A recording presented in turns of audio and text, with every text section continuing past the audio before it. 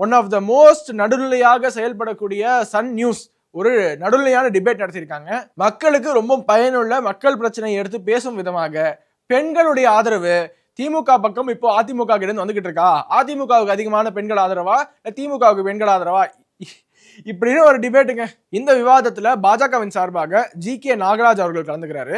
அப்படியே ஆப்போசிட்ல பாத்தீங்கன்னா ஆஸ் யூஷுவல் அந்த பேட்டர்ன் இருக்கும் இல்லையா, ஒரு பாஜக ஆளு அவரை சுத்தி இருக்கக்கூடியவர்கள் எல்லாமே பாஜகவிற்கு எதிராக ஒரு கட்சிக்கு மட்டுமே சொம்பு தூக்கக்கூடிய அரசியல் விமர்சகர்கள்ங்கிற பேர்ல 2 பேரு, பத்திரிகையாளர்கள் பேர்ல 2 பேரு, அந்த கட்சியோட ஸ்போக்ஸ் பர்சன், நெறியாளர், இப்படி ரவுண்ட் கட்டி அடிப்பாங்கல்ல, அந்த மாதிரி ஸ்ரீவித்யா அரசியல் விமர்சகர் என்ற பெயர்ல அங்க ஒரு பெண்மணி வந்து பேசிட்டு இருந்தாங்க. இவங்க யாரு, திமுகவுடைய சொம்புன்னு என்ன சொல்லாதீங்க, அண்டான்னு சொல்லுங்க அப்படின்ட்டு செந்தில்வேல் சொன்னாரா, அதை விட பெரிய அண்டா இவங்க. திமுகவுக்கு ஒரு முட்டு கொடுக்கணும்னா முதலாளா முந்தைய வந்து முன்னாடி வந்து நிக்கிறவங்க இந்த ஸ்ரீவித்யா அவர்கள். இவங்க ஒரு அரசியல் விமர்சகரா, அவங்க வந்து டிபேட்ல உட்கார்ந்து இருக்காங்க.